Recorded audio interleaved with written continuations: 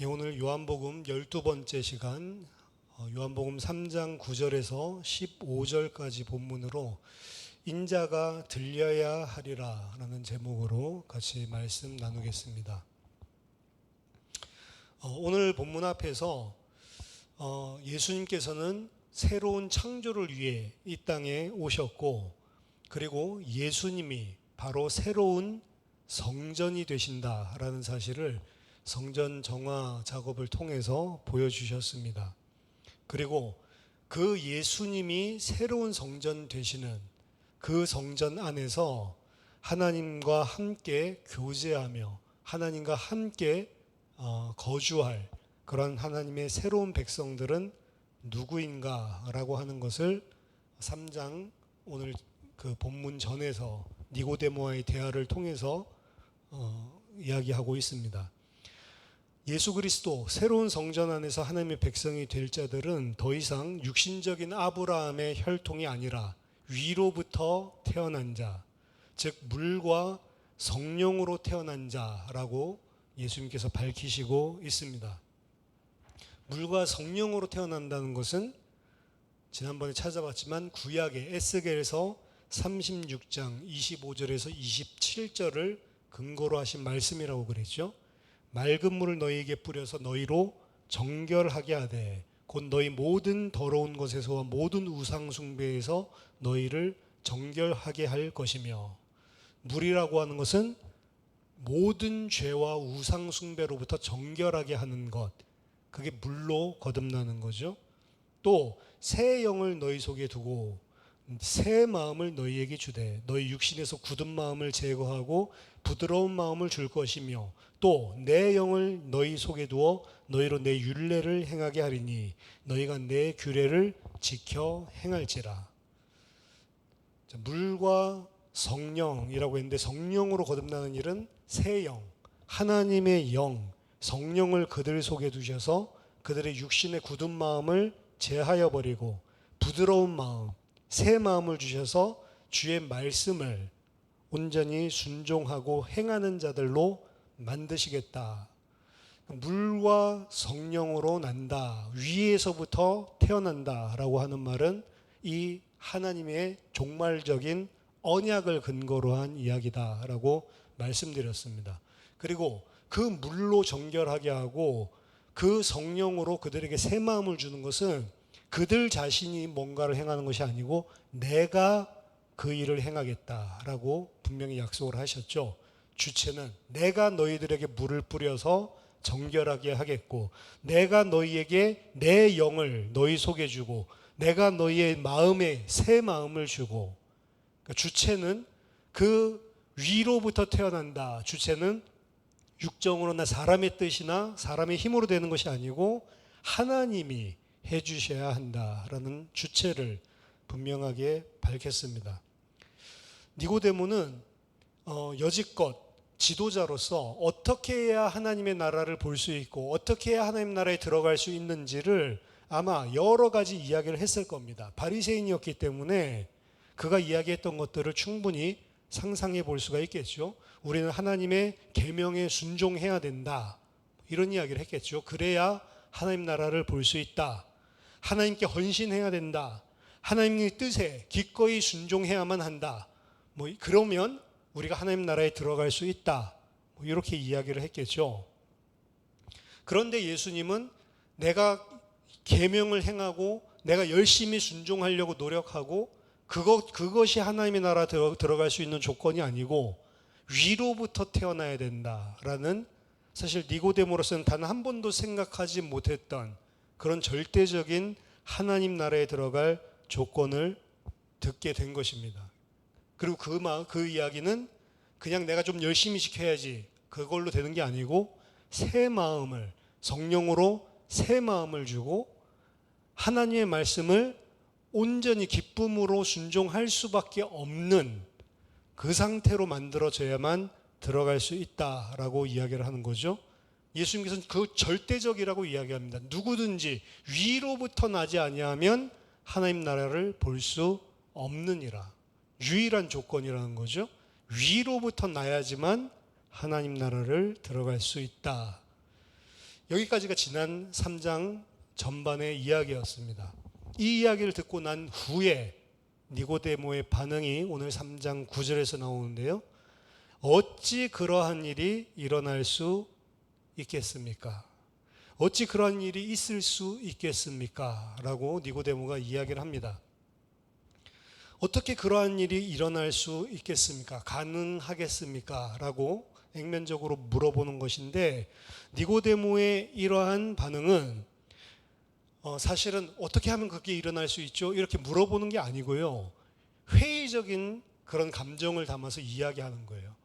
말도 안 된다는 거죠. 그런 것이 어떻게 있을 수 있겠냐라고 하는 회의적인 생각을 담아서, 성경이 글로 돼 있으니까 우리가 뉘앙스를 알 수 없는데, 왜냐? 뭘 근거로 그렇게 이야기냐? 10절에 예수님이 질책을 보고 그렇게 예상을 할 수가 있는 겁니다. 아니, 그런 일이 도대체 어떻게 일어난단 말입니까? 믿어지지가 않는 거예요. 근데 예수님께서 질책을 하시죠. 너는 이스라엘의 선생으로서 이러한 것들을 알지 못하느냐? 예수님은 어찌 이스라엘 백성을 가르쳐야 할 선생이 이것을 모르고 있냐라고 질책을 하고 있습니다. 그 말은 이스라엘 선생이라고 한다면 마땅히 이것들을 알고 있어야 되는 거 아니냐라고 하는 거죠. 너는 존경받고 있는 선생이자 산헤드린의 공회원, 이 민족을 이끌고 가고 있는 종교적인 지도자인데 이러한 것들을 모른다는 것이 말이 되냐라고 이야기를 하고 있습니다. 예수님이 에스겔서 36장을 상기시켰듯이 이미 이 이야기는 구약에 다 나와 있는 이야기이기 때문에 그렇습니다. 근데 그들이 눈이 어두워서 그 말을 그 말대로 보지 못했을 뿐인 거죠. 요한복음 3장 11절에 진실로 진실로 내게 이르노니 우리는 아는 것을 말하고 본 것을 증언하노라. 그러나 너희가 우리의 증언을 받지 아니하는도다. 자, 여기 보면 다 복수로 돼 있어요. 우리가라고 이야기를 하고 있고, 그리고 니고데모에게 너가 이렇게 이야기를 안 하고 너희가라고 이야기를 하고 있죠. 근데 이 너희라고 표현한 것은 지금 찾아온 사람이 니고데모가 한 명이 아닐 수도 있습니다. 사실은 니고데모와 함께한 복수의 사람이 존재할 수가 있다라고 봅니다. 왜냐하면 이미 앞에서 밤에 찾아와서 예수님께 말할 때 2절에 보면 우리가 당신은 하나님으로부터 온 자를 안다. 우리라는 표현을 쓰죠. 니고데모가 혼자가 아니라는 이야기죠. 혹은 우리라고 하는 것을 혼자 찾아왔지만 어떻게 보면 바리새인들, 자기와 좀 친한 바리새인들, 그리고 예수에 대해서 좀 의혹을 가지고 있는 사람들을 대변해서 이야기하는 걸 수도 있고, 그렇기 때문에 우리가라고 표현한 것은 니고데모식의 혼자 찾아왔더라도 자기와 같은 생각을 가지고 있는 그런 유대 종교 지도자들의 입장을 대변해서 지금 물어보고 있다. 이렇게 볼 수도 있고요. 아니면 진짜 자기랑 마음 맞는 몇몇 사람이 함께 찾아왔다라고도 볼 수가 있습니다. 그러니까 너희에게 이야기하는 것은 사실은 큰 문제가 아니죠. 어떻게 보면은 니고데모와 같이 있는 복수의 사람이 있을 수 있으니까. 근데 좀 약간 의아한 것은 예수님이 우리는 아는 것을, 그리고 우리는 아는 것을 말하고 우리는 본 것을 증언한다. 사실은 예수님은 제자와 함께 있는 것은 맞습니다. 하지만 그 제자들은 니고데모랑 수준이 비슷해요. 아직까지는. 요한복음 이 시점까지는. 그들이 진짜 눈이 열려서 보게 된 것은 부활하신 주님을 만나고 성령이 오셨을 때야 비로소 봤지, 이들은 아직 증언할 수 있을 만한 사람이 못 됐습니다. 그래서 예수님이 그들이 믿었지만 그들에게 자기 자신을 의탁하지 않았다라는 것이 앞에서 나왔잖아요. 그럼 여기서 우리가라고 하는 것은 왜 우리인가? 여기에 대해서 뭐 삼위일체의 하나님이니까 우리가 뭐 이렇게 표현했다, 뭐 이렇게 이야기를 하는 사람도 존재를 합니다. 혹은 많은 학자들은 이 말씀은 예수님이 직접 니고데모에게 하셨던 말씀이 아니고 요한 당시의 교회가 유대인들을 향해서, 유대인 회당들을 향해서 말하는 것으로 보도하고 있는 것이고, 그렇기 때문에 역사적으로 본다면 예수님이 이야기한 것이 아니며 요한은 여기서 시대착오적인, 어떻게 보면 진술을 하고 있는 것이다. 이제 비판적으로 이야기를 하는 거죠. 이렇게 이야기를 합니다. 하지만 여기서 예수님께서 우리라고 하는 표현을 쓴 것은 사실 아까 2절에 니고데모가 우리라고 이야기한 것을 그 표현을 그대로 받아서 냉소적으로 이야기를 하고 있는 거예요. 거기서 니고데모는 뭐라고 이야기를 하죠? 랍비여, 우리는 당신을 알고 있습니다. 근데 당신은 어떻게 알아요? 하나님으로부터 온 선생이라고 알고 있습니다. 그러니까 사실은 알고 있다라고 주장하는데 니고데모는 우리가 지금 알고 있다. 그리고 그 알고 있는 내용을 예수님 앞에서 증언을 하고 있는데 압니까 모릅니까? 예수님을? 니고데모 전혀 모르고 있거든요, 사실은. 근데 예수님은 그 니고데모의 말을 받아서 너는 우리가 아는 것을 안다고 생각을 하고 아까 그 말을 했지만 니고데모의 말을 받아서 우리는 진짜 아는 것을 말하고 있다. 이렇게 이야기를 하는 겁니다. 그래서 여기에서 우리라고 표현을 쓴 것은 니고데모가 예수님을 찾아와 한 말에 기초를 두고 니고데모의 말을 그대로 받아서 예수님께서 냉소적으로 흉내를 내고 있는 것이다. 그래서 예수님 말씀은 이렇게 이야기합니다. 우리는 아는 것을 말하고 우리가 본 것을 우리가 증언하노라. 말하자면 그래? 너희가 내가 하나님께로부터 온 선생인 줄로 아니? 너희가 좀 아냐? 나도 좀 아는데 내가 아는 것이야말로 진짜다라고 이야기를 하는 거예요. 말하자면 니고데모는 어느 정도 공경하는 마음을 가지고 예수님을 찾아온 것은 맞지만 그는 예수님이 누구신지를 전혀 모르고 있었습니다. 사실은 진정으로 알지 못하는 상태였죠. 니고데모의 이러한 실패는 단순히 예수가 누구인지를 모르는 지적인 실패에 머무는 것이 아니었습니다. 진정한 니고데모의 실패의 본질은 예수님의 증언을 하였어도 예수님의 증언을 믿지 못하고 있는 거예요. 어떻게 이런 일이 일어날 수 있습니까? 라고 하는 게 그래서 이 회의적인 질문이란 말입니다. 그러나 너희가 우리의 증언을 받지 아니하는도다. 믿지 않는 것은 알지 못한 것보다 더 비난받을 만한 일이라는 거예요. 사실은 알지 못해서 못 믿고 있었을 때는 상관이 없지만 예수님이 알려주셨는데도 그것을 아직 받아들이고 믿지 못하고 있는 니고데모의 상태인 것이죠.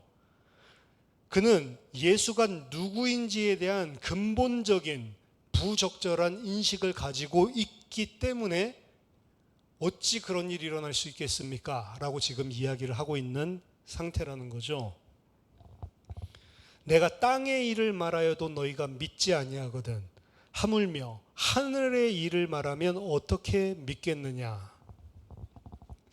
자, 여기서 예수님은 땅의 일과 그리고 하늘의 일을 대조시켜서 이야기하고 있는데 땅의 일을 내가 지금 말해줬는데도 너희는 믿지 못하고 있다 이 이야기거든요. 근데 예수님이 땅의 일 이야기했습니까?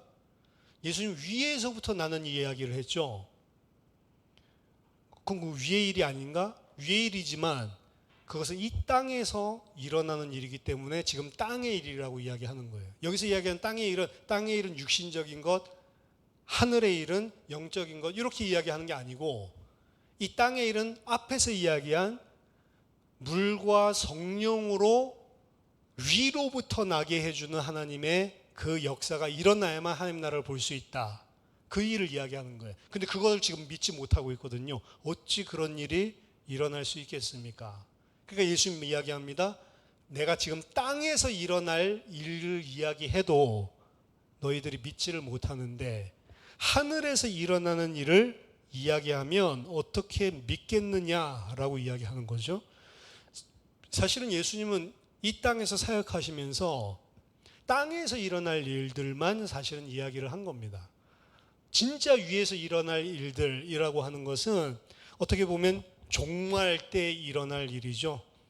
구원이 완성되었을 때 새하늘과 새 땅에서 일어날 일들이죠. 그 일에 대해서는 거의 말하지 않습니다. 이유는 뭐냐? 땅의 일을 지금 땅에서 일어날 이 역사 속에 일어날 일을 이야기해줘도 너희들이 이해하지도 못하고 깨닫지도 못하고 믿지도 못하는데 위의 일을 어떻게 내가 말할 수 있겠냐라는 예수님의 설명에서 답이 나오는 거죠. 땅의 일이라고 표현한 것은 사람들이 거듭나는 것은 이 땅에서 일어나기 때문에 예수님께서 이렇게 이야기하신 겁니다. 물과 성령으로 난다는 것은 니고데모가 지금 받아들이지 못할 만큼 엄청난 일이기는 하지만 그럼에도 불구하고 예수님은 그것을 땅의 일, 가장 기초적인 것, 기본적인 것으로 지금 이야기를 하고 있는 것입니다. 엄청난 일인 것 같지만 위에서 일어날, 완성될 그때 일어날 일과 비교해 본다면 아무것도 아닌 기초고 기본이고 시작되는 등용문밖에 안 된다는 거죠. 땅의 일, 즉 기본도 알지 못하는데 하늘의 일은 꿈도 꾸지 못하는 것입니다. 니고데모는 당시 유대인의 성경 선생이었으면서 성경을 가르치고 있었기 때문에 그는 당연히 1세기 유대인들이 가지고 있었던 종말에 관한 묵시론에 깊은 관심이 있었을 겁니다. 그 종말에 관한 묵시론에서 나오는 것들이 사실은 그리스도의 오심이었거든요. 그래서 그리스도가 오실 것에 대한 열망을 하고 있었고 그리스도가 누구인지에 대해서 초집중을 하던 차에 예수님의 이야기를 듣고 예수님 앞에 나온 겁니다. 혹시나 이분이 메시아인가 해서. 니고데모는 당시의 유대 선생이었고 묵시론에 지대한 관심이 있었기 때문에 틀림없이 이사야서 62장 17절에 나오는 새하늘과 새 땅, 65장 17절에 나오는 새하늘과 새 땅, 거기 보면 보라 내가 새하늘과 새 땅을 창조하노니 이전 것은 기억되거나 마음에 생각나지 아니할 것이다 라고 하는 이 말씀을 분명히 알고 있었을 것입니다. 새하늘과 새 땅이 어떻게 될지, 새하늘과 새 땅이 무엇과 같을지, 하나님의 나라가 최종적으로 동텄을 때 어떤 모습인지 이 부분을 알고자 했을 겁니다. 이에 대해서 예수님은 그 나라, 그 새하늘과 새 땅, 그 하나님 나라에 들어가려면 절대적으로 위로부터 새롭게 태어나야만 한다라고 말씀을 하시는 겁니다. 그 새롭게 태어나는 게 사실은 기본이고 시작이라는 거죠. 그런데 니고데모는 하나님 나라에 들어가는 가장 기본적인 관문에 대해서도 지금 알아듣지 못하고 믿지 못하고 있는 상태입니다. 그렇다면 하나님의 나라의 일, 완성된 하나님 나라의 일, 하늘의 일을 이야기한들 무슨 소용이 있겠냐라고 이야기하는 거죠. 새하늘과 새 땅이 오고 완성된 하나님 나라에서 벌어지는 하나님의 영광스러운 통치 아래에서 사는 일들에 대해서 이야기를 할 수가 없다. 이해를 하지 못할 것이다 라고 하는 것입니다. 이건 니고데모뿐만이 아니고 사실 우리도 마찬가지입니다. 제가 이야기했죠. 마지막 종말의 새하늘과 새 땅에서 주의 백성의 상태는 어떤 상태였냐? 죄를 지을 수도 없는 상태. 우리는 지금 죄를 짓지 않기 위해서 어떻게 보면 몸부림치는데 그때는 어떤 죄를 짓는 게 불가능한 상태. 그래서 죽을 수 없는 영원한 생명을 가진 상태. 이게 지금 우리가 새하늘과 새 땅에서 하나님의 통치를 받을 때 일어나는 일이거든요. 그러니까 사실은 그 일이 도대체 어떻게 그게 가능한지 가늠할 수가 없는 것이죠. 예수님은 이러한 자신이 하늘의 일을 그리고 그 하늘의 일의 관문인 땅의 일, 물과 영으로 새롭게 태어나는 일, 이 일을 이야기하고 증언한 것이 본인이 참되고 권위 있게 증거할 수 있다라고 하는 근거를 제시합니다. 그게 13절입니다. 하늘에서 내려온 자, 곧 인자 외에는 하늘에 올라간 자가 없느니라. 이 구문은 사실은 AM이라고 하는 요 구문을 사용하고 있는데요. AM이는 지금 요한복음 3장 13절에서 이렇게 해석을 한 것보다는 다른 예시를 드려볼게요. 계시록 21장 27절에 나오는 것처럼 해석하는 게 훨씬 맞는 해석입니다. 보자면 계시록 21장 27절 똑같은 에이메이라고 하는 구문을 쓰는데 무엇이든지 속된 것이나 가증한 일 또는 거짓말하는 자는 결코 그리로 들어가지 못하되 에이메이 이걸 어떻게 해석해요? 오직 어린 양의 생명책에 기록된 자들만 들어가리라. 그러니까 앞에는 뭘 이야기하고 있죠? 그 하나님의 나라에 들어가지 못하는 자, 속된 것이나 가증한 일, 거짓말하는 자는 절대로 거기로 들어가지 못할 것이다. 근데 에이메이 뒤에는 뭐라고 이야기하냐면 오직 누구만이 들어갈 수 있냐? 어린 양의 생명책에 기록된 자만이 들어갈 수 있다. 사실 이렇게 해석을 하는 게 맞는 거예요. 그럼 뭐 어떤 식으로 해석이 되냐면 앞에서 어떤 진술을 하고요. 뒤에서 에이메이 구문을 쓰면 그 앞에 사람들이 할 수 없었던 것을 오직 이 사람들만 but only 이런 식으로 해석을 하는 거죠. 하지만 이자는 할 수 있다. 이런 식으로. 그러니까 예수님의 요한복음 3장 13절도 이렇게 보다 정확하게 좀 번역을 해본다면 그 누구도 하늘에 올라갔던 자는 없었다. 그 누구도 하늘에 올라갔던 자는 없었다. 오직 인자만이 하늘에서부터 내려왔다. 이렇게 이야기를 하는 겁니다.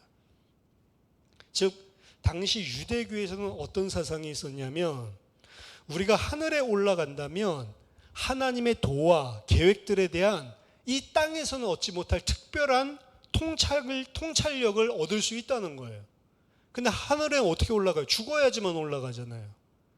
그래서 모세 같은 사람, 이 사람도 하늘에 올라갔기 때문에 우리들이 알지 못하는 하나님의 계시에 대한 특별한 통찰을 가지고 있다라고 생각을 하는 거죠. 다수는 사실은 이야기를 할 때 모세에 대한 이야기예요.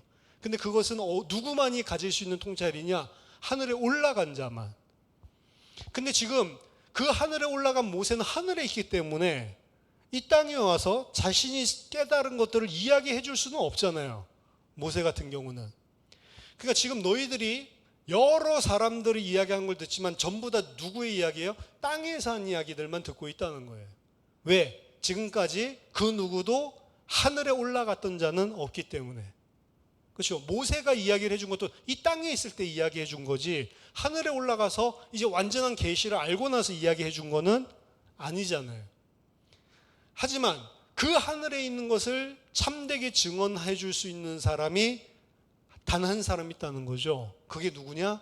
인자라는 겁니다. 그 이유는 그 인자는 하늘로부터 내려온 분이기 때문에. 하늘에 올라간 자는 인자 외에는 하늘에 올라간 자가 없느니라. 그 앞에 보면 우리나라 하늘에서 내려온 자 이렇게 돼 있죠. 그게 이제 뒤에 에이메이 구문으로 들어가는 거란 말이에요. 그래서 지금까지 하늘에 올라간 자는 그 누구도 없었다. 오직 인자만이 하늘에서부터 내려온 것이다. 이렇게 이야기합니다. 그러니까 그 인자는 하늘에 있는 그 통찰, 그 계시, 그 하늘 위의 일을 이야기해 줄 수가 있다는 거죠. 그래서 예수님은 하늘의 일들에 대해서 말씀하실 수 있는 분이라는 것입니다. 왜냐? 그는 본향인 하늘로부터 내려온 자이기 때문에. 따라서 인자는 하늘에 속한 지식을 가지고 있는 하늘로부터 온 자이고 하늘의 일들을 계시할 수 있는 유일한 분이다라는 것을 이야기합니다. 이게 사실은 요한복음 1장에서부터 이야기한 거예요. 태초에 하나님과 함께 계셨던 그 말씀이 육신을 입고 이 땅에 오신 분이 예수, 인자라는 거죠. 그리고 그 하늘의 계시를 가지고 계신 예수는 이러한 일, 위로부터 태어나는 일이 어떻게 일어날 수 있는지 말해줄 수 있는 자고 그 일이 어떻게 일어날 수 있는지를 이제 구약의 예를 들어 설명해 주십니다. 이거 어떻게 보면 그 일이 어찌 일어날 수 있겠습니까? 라는 걸 위에서는 꾸짖었다라고 한다면 나는 그 일을 설명해 줄 수 있는 하늘로부터 온 자다라고 이야기를 하고 구약의 예시를 들어서 어떻게 그런 일이 일어날 수 있는지를 설명해 주는 겁니다. 14절에 모세가 광야에서 뱀을 든 것 같이 인자도 들려야 하리니. 자, 여기서 인자도 들려야 하리니라고 되어 있는데 영어 성경이 훨씬 더 명확하게 뉘앙스를 살렸습니다. must를 써서 인자가 들려야만, 반드시 들려야만 그 일이 일어난다. 모세가 광야에서 뱀을 든 사건은 무슨 사건입니까? 이스라엘 백성이 또 하나님에 대해서 원망하고 불평하고 하나님을 거역하는 일을 자행했을 때 하나님께서 불뱀을 나오게 해서 그들을 다 물어서 죽음에 이르게 하죠. 그들이 죽어갈 때에 그들이 고통 속에 신음할 때 모세를 중재자로 해서 하나님께서 다시 그들을 살릴 수 있는 방법을 주십니다. 노뱀을 장대에 매달아서 들어라 라고 이야기를 하시죠. 그리고 그것을 보면 살 것이다. 이게 이제 구약 성경의 민수기 21장에 나와 있는 장대 위에 달린 노뱀 이야기입니다. 장대 위에 달린 노뱀은 하나님께서 이스라엘 백성을 심판하려고, 불뱀에 의해서 심판하려고 보냈을 때에 모세에게 주셨던 유일하게 구원받을 수 있는, 새로운 생명을 얻을 수 있는 하나님의 방법이었습니다. 그리고 그 장대 위에 노뱀을 든 것과 인자가 들려야 할 것, 들려야만 하는 것, 이것을 지금 예수님은 연결을 시켜주는 거죠. 인자는 노뱀이 들렸었던 것처럼 반드시 들려야만 한다라고 이야기를 합니다. 근데 들리다라고 하는 것은 휩소라고 하는 동사인데요. 이 요한복음에서는 휩소, 들리다라고 하는 게 딱 4번 등장을 합니다. 오늘 본문 포함해서. 근데 이 휩소라고 하는 것은 요한복음 안에서 항상 2가지 의미를 복합적으로 동시에 가지고 있습니다. 그 중에 하나는 문자적으로 들린다라고 하는 겁니다. 십자가에 달려서 들려진다라고 하는 의미. 두 번째는 비유적으로 들린다라고 하는 게 높아지신다라고 하는 겁니다. 그러니까 이 2가지 의미가 동시에 들어가 있는 게 들리다라고 하는 거예요. 하나는 십자가에 달려 죽는 것, 하나는 영광의 자리에 높아지는 것. 그 2개가 동시에 일어나는 거죠. 자, 공간복음서의 기자들은 십자가에 달린 예수는 여전히 낮아지심에 처한 것, 가장 낮은 자리로 십자가에 죽으시고 그리고 장사되어지는 이 과정이 다 낮아지심, 예수님의 비하, 낮아지심의 이야기를 하고 있고, 언제부터 예수님의 승귀가 일어나냐면 부활부터, 승천, 이제 높아지심이죠. 그러니까 십자가에 달려 죽는 예수는 높아지심이 아니고 공간복음서에서는 낮아지심에 속하는 이야기였단 말이에요. 근데 요한은 독특하게 십자가에서 죽으시는 바로 그 사건이 높임받는 것이다 라는 것을 가지고 있어요. 이게 요한복음에서 이야기하려는 사실은 핵심 메시지 중에 하나입니다. 요한복음에서 우리에게 설득시키려고 하는 부분이에요. 그러니까 세상적으로 본다면 공간복음서 기자 이야기가 맞는 거거든요. 십자가에 달려 죽는 건 처참한 거예요. 낮아지는 겁니다. 언제가 그럼 높아지는 거냐? 부활하고 하늘 위에 올라가는 승천하고, 이게 높아지심이죠. 근데 요한은 그것을 십자가의 시간표로 동시에 처음부터 끝까지 증언을 하고 있는 거예요. 예수 그리스도께서 십자가에 달려 죽으신 바로 그 사건이 주님이 영광을 받으시고 높임을 받으시는 순간이다라는 것을 요한복음은, 앞으로도 이게 우리에게 주는 중요한 메시지 중에 하나입니다. 요한이 증거하고 있는 십자가 위에서 들림과 영광스럽게 들려지심, 이 2개가 동시에 나타나고 있다라는 것을 요한은 강조하고 있습니다. 옛적에 이스라엘 백성이 새 생명을 얻으려면 장대 위에 달린 노뱀을 바라보라라는 명령을 받고 그 노뱀을 본 자들은 다 살았다라고 되어 있거든요. 예수님도 그 십자가에 달려서 영광을 받으시는 그 예수님을 보고 받아들인 자만 새로운 생명을 얻을 수 있다라고 하는 거죠. 어떻게 보면 십자가에 달린 그 예수가 높아지시는 영광 가운데 지금 십자가에 달려 계신 것을 볼 수 있는 자라야만 어떻게 보면 새로운 생명을 얻을 수가 있는 거죠. 이제 예수님께서는 왜 그가 반드시 들려야만 하는지 목적을 설명하십니다. 15절. 이는 그를 믿는 자마다 영생을 얻게 하려 하심이니라. 자, D.A. 칼스는 이 해석에 대해서도 조금 문제를 삼는데요. 왜냐하면 그를 믿는다라고 할 때는 그 영어식으로 표현하자면 believe, 그 다음에 into him, 이런 식으로 되는 거예요.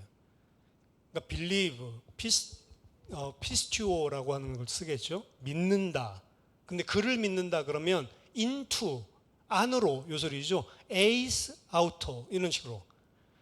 그럼 그를 믿는다, eis auton, 이런 식으로 표현을 하는데, 여기서는 믿는다 다음에 eis auton이 아니고 en auto, 그럼 in him이거든요. 근데 그 in him은 어떻게 해석해야 된다고 하냐면, 그를 믿는다라고 여기서 해석을 하면 안 되고 영생을 꾸며주는 것으로 해석해야 된다. 자, 복잡하니까 앞에 있는 말 다 잊으시고 어떻게 해석해야 된다고 하냐면, 믿는 자는 믿는 자마다 영생을 얻게 하신다, 이게 아니고, 이는 믿는 자는 누구든지 그 안에 있는, 그의 안에 있는 영생을 얻게 하려 하심이라. 십자가에 달려서 높아지신 그 예수를 보고 믿는 자는 뭘 얻어요? 그 예수 안에 있는 영생을 얻게 하려 하심이라. 여기에서 예수님과 노뱀의 분명한 차이점이 존재하는 것이죠. 분명히 노뱀을 바라봐도 구원을 받고 새 생명을 얻고요, 십자가에 달리신 그 예수님, 인자가 매임당하고 달리시고 그 예수를 바라봐도 새 생명을 얻는데, 노뱀은 그저 하나님께서 그의 백성을 살리시기 위한 수단에 불과했습니다. 심지어 그 노뱀은 사람들이 무슨 신비한 능력이 있는 줄 알고 우상숭배를 하니까 히스기야가 나중에 누스단, 노조각 이래가지고 노조각에 지나지 않는 거에 왜 절하고 있냐 박살내버리죠. 그러니까 아무런 수단에 불과한 것. 근데 예수는 그냥 수단이 아니라는 거죠. 예수는 수단이 아니고 바로 그 안에 생명이 있는 분이고, 아들 안에 생명이 있을 뿐만 아니라 예수님은 내가 부활이고 내가 생명이다 라고 이야기를 합니다. 그냥 우리가 구원받게 하기 위한 수단이 아니라는 거죠. 예수님 자신이 생명이고 예수님 안에 있는 그 생명, 옛 구리뱀과는 비교할 수가 없으신 분입니다. 예수님과 동일하게 이야기를 할 수가 없는 거죠.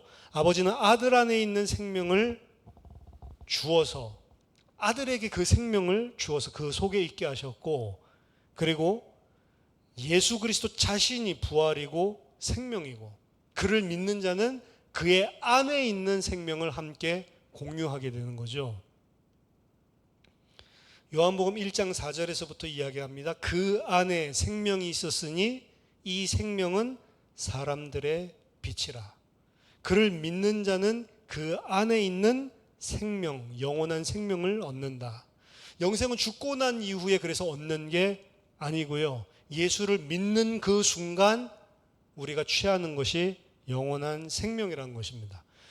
완성됐을 때, 새로운 새 하늘과 새 땅에 들어갔을 때 영생을 누리는 것이 아니고, 우리가 가장 기본이라죠, 위로부터 태어나는 그 순간, 하나님의 백성으로 거듭나는 그 순간에 이미 그 안에 있는 영원한 생명을 누릴 수 있는 자가 되었다는 것입니다. 그리고 그 안에 생명이 있는데, 요한복음 1장 1절에서 3절은 그가 누구냐? 말씀이라고 이야기를 합니다.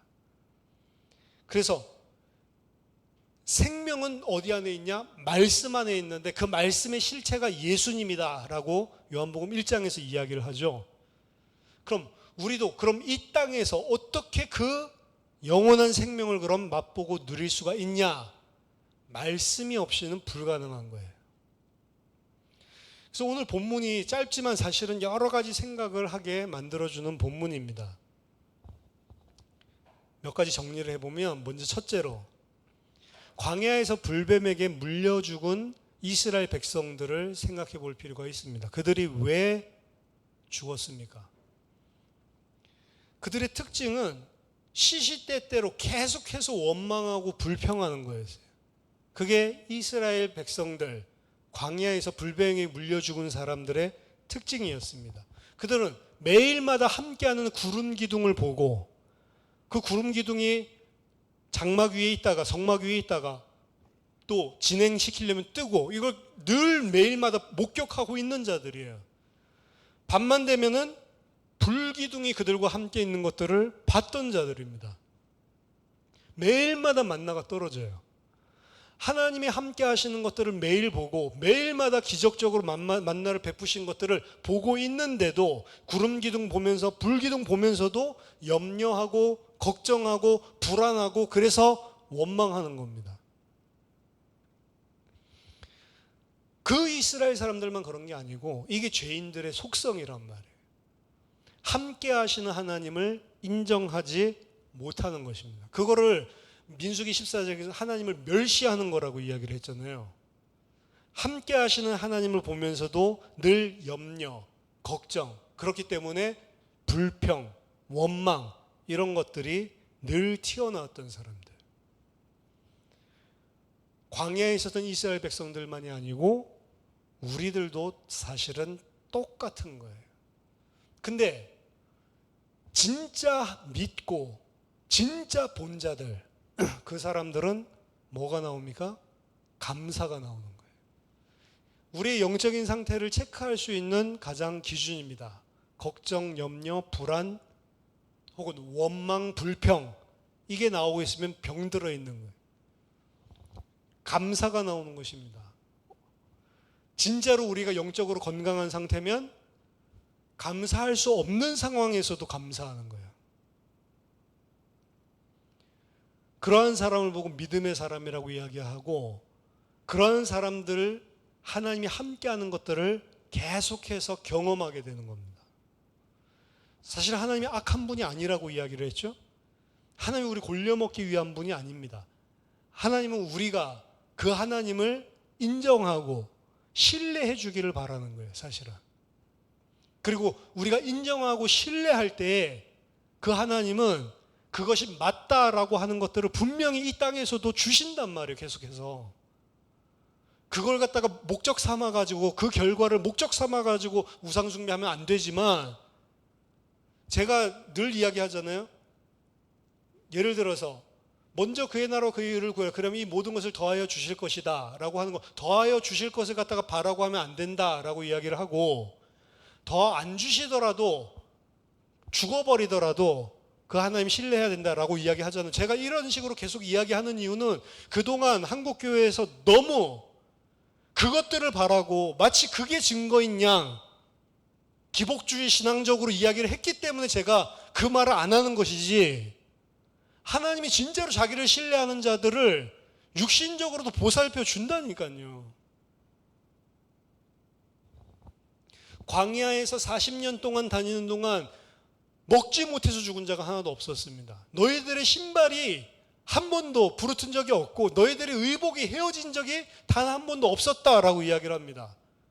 너희들이 추울 때 너희들을 불기둥으로, 너희들이 더울 때 구름 기둥으로, 너희들이 필요한 것을 물과 만나와 메추라기로, 의복이 헤어지지 않도록 건강할 수 있도록 모든 것을 다 공급해 주셨단 말이에요.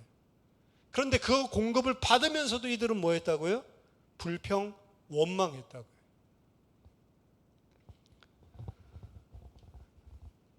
내가 하나님을 멸시하고 있는지 아닌지 잘 살펴봐야 됩니다. 염려, 불안, 걱정, 불평, 원망. 진짜로 내가 영적으로 건강하다면 감사, 심지어 무엇인가를 줘서 감사가 아니고 어떠한 형편 속에서든지 하나님께 감사한 거죠. 어떤 사람은 감사합니다. 억지로 하는 감사 말고 진짜로 그 하나님이 믿어지기 때문에, 신뢰하기 때문에 터져 나오는 감사. 자, 두 번째. 그들을 살리시는데 그냥 살리는 것이 아니고 장대에 달린 놋뱀을 만들라라고 하셨죠. 그냥 우리는 놋뱀을 달라라고 하면 놋뱀을 갖다 그냥 막 다는 거, 그 광야에서 어디 놋뱀이 있습니까? 그때부터 시작해서 만들어가지고 장대에 붙들어가지고 드는 일련의 시간들이 필요했겠죠. 그럼 그 명령을 듣고 그것을 행하고 있는 동안에 사실은 와, 감사하다, 이제 저것만 보면 살겠구나, 이런 생각을 사람들이 가졌다고 저는 생각하지 않습니다. 오히려 불평 원망했을 가능성이 더 커요. 저 지금 뭐 하는 짓이냐, 빨리 우리한테 이 먹으면 무슨 해독제를 주든지 뭔가 기적을 벌이든지 이렇게 해주지는 않고 지금 그 노 두들겨가지고 뱀 만들어가지고 달고 있단 말이에요. 그런 소문이 퍼졌다고 생각해 보세요. 지금 무슨 뻘짓하고 있냐. 그리고 그거 들고 그거 쳐다보는 사람은 낫는다라고 하는데, 오늘날에 들어봐도 말도 안 되는 이야기죠. 그거 쳐다본다고, 노뱀 만들어 놓은 거 그거 쳐다본다고 낫냔 말이에요. 자, 생각해 보세요. 이스라엘 백성이 한 200만에서 300만 명인데 불뱀에 물린 사람 중에 이 이야기를 듣고 모세가 장대를 들었을 때 한 사람도 빠짐없이 다 저거만 바라보면 산다고 했으니까 봤다고 생각하십니까?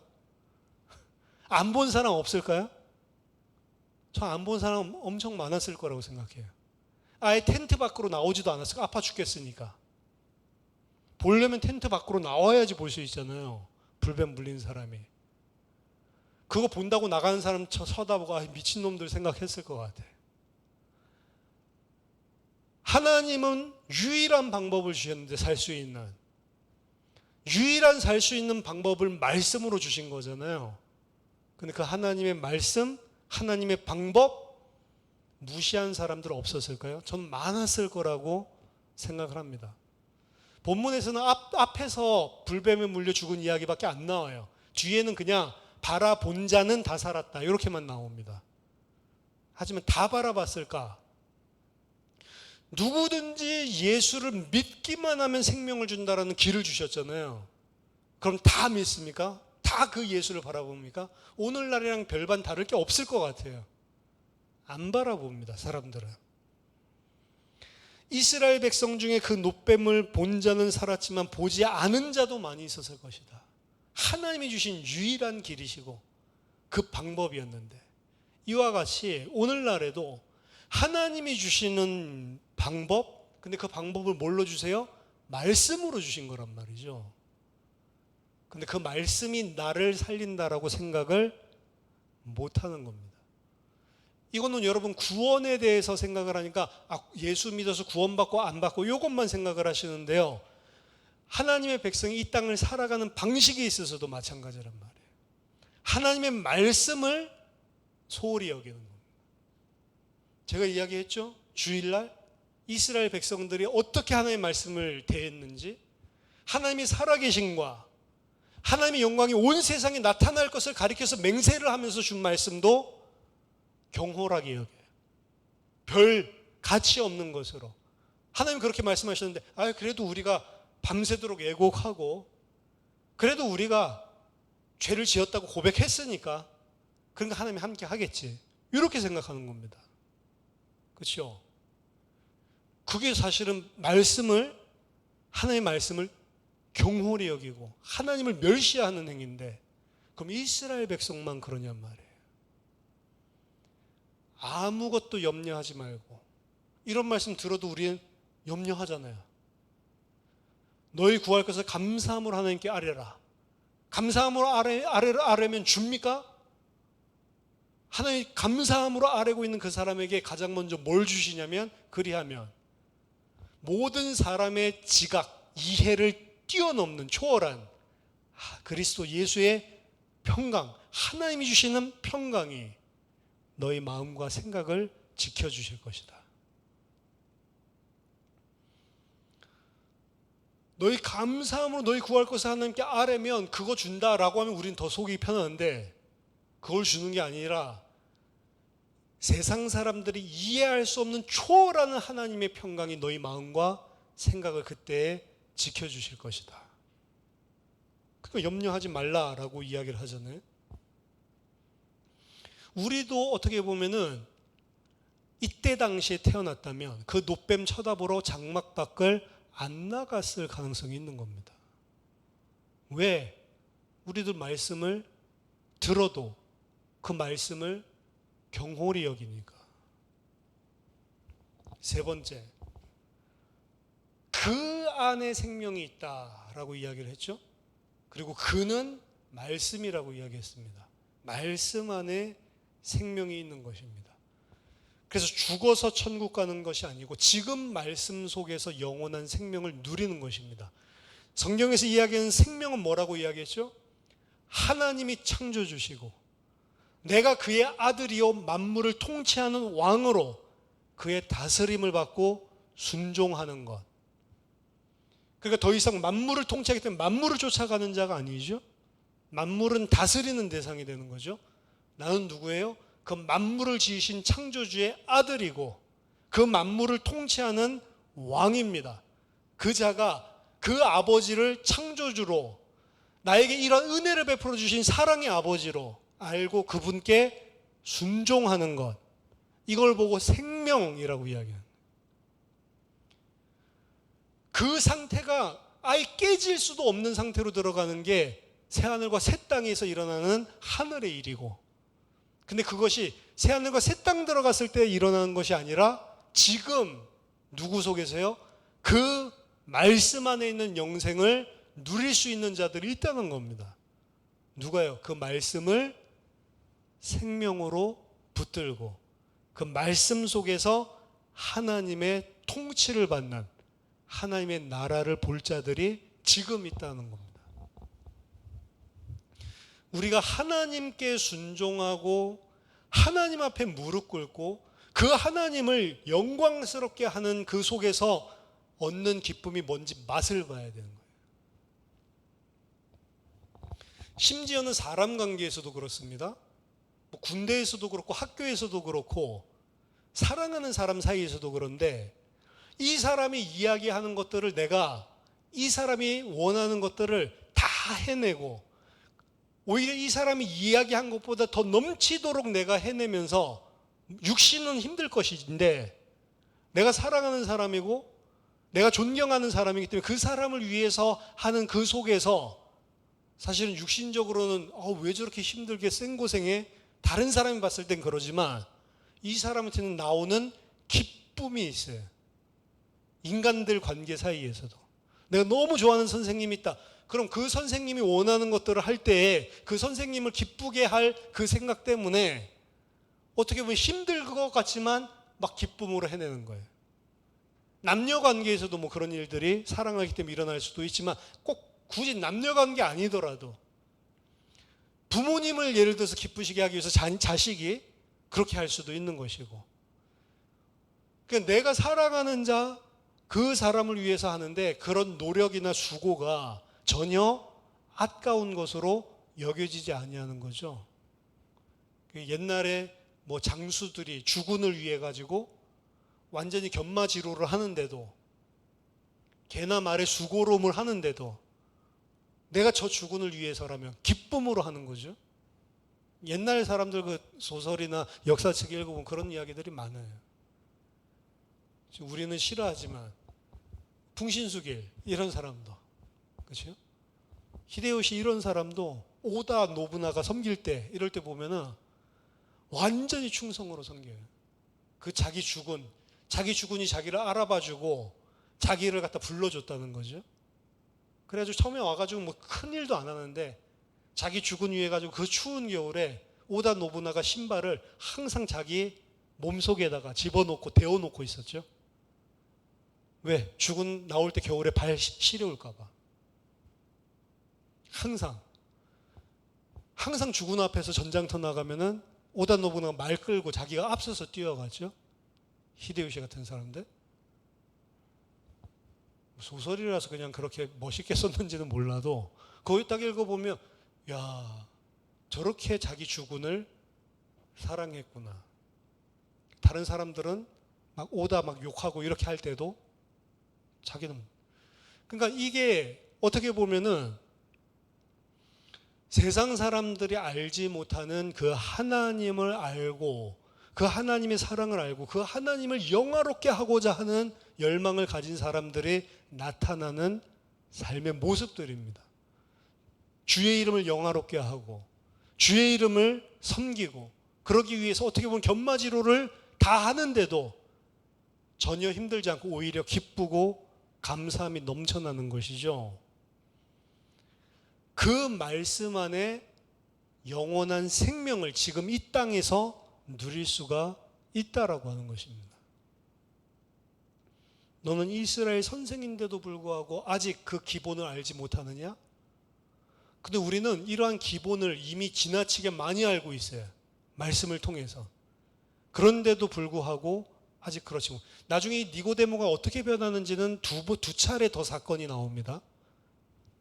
앞으로 니고데모는 오늘 여기서 이야기가 사실은 3장에서 끝나는 게 아니고 마지막 예수님이 십자가에 돌아가시고 난 다음에도 니고데모가 등장을 하죠. 요한복음에 3차례 등장을 하는데 이 니고데모는 어떻게 보면 요한복음 안에서 아직 성령을 약속하신 오순절에 임한 성령을 받지 못한 상태였잖아요. 그런데도 불구하고 이 사람의 삶 속에서 변화가 일어난다. 왜 그런가요? 보았기 때문입니다. 그분의 말씀을 통해서 지금 전혀 무지했던 밤 가운데 있었던 니고데모가 조금씩 조금씩 보기 시작하니까 나중에는 다른 사람이 하지 못할 일도 하는 거거든요. 왜? 억지로 하는 게 아닙니다. 예수 믿으면 이렇게 해야 된다니까 그렇게 하는 게 아니고 되어질 수밖에 없는 삶이 나오는 거죠. 어떻게 보면 그 영원한 생명을 누린다고 한 거, 생명을 누리세요 그런 게 아니고 그 영원한 생명을 누릴 수밖에 없는 게 우리 안에 사실은 부딪혀야 되는데 그 부딪히는 것은 말씀밖에 없는 거예요. 말씀 안에 영원한 생명이 있기 때문에 그렇습니다. 말씀 통해서 하나님이 그리스도가 어떤 분이신지를 알아갈 때만 그 거룩한 열망이 일어난다는 거죠. 예수 제자로 살고자 하는, 예수님을 닮고 예수님과 똑같은 삶을 나도 살고 싶은 거룩한 열망이 그때서야 일어난다는 거죠. 그리고 그 다른 사람들은 어떻게 저렇게 살 수 있냐라고 하는 것들을 기쁨으로 살아가고, 왜? 주님이 알아주니까. 그 은밀한 교제를 통해서. 그 일을 이루시기 위해서 인자는 달려야만 했고요, 들려야만 했고요, 그 인자는 십자가에서 죽으셔야만 했고 부활해야만 했던 것입니다. 그 관계를 회복시키기 위해서 인자가 장대에 달린 것처럼, 장대에 달린 노뱀이 들려진 것처럼 인자도 십자가에 달려서 들려진 것이고, 그 관계를 회복하는 것을 보고 그 안에 있는 영생을 얻게 된다라고 하는 것입니다.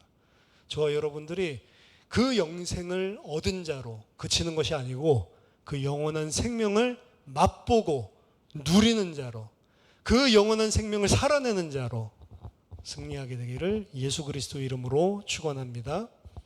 기도하겠습니다. 살아계신 주님, 은혜를 감사드립니다. 우리들로 하여금 하나님의 말씀으로 우리들의 죽은 영을 살리시고 각성시키시고 깨어나게 하셔서 하나님 말씀 안에 있는 영원한 생명을 누리고 이 땅에 사는 동안 예수 제자로 살 수 있는 은혜를 더하여 주시옵소서.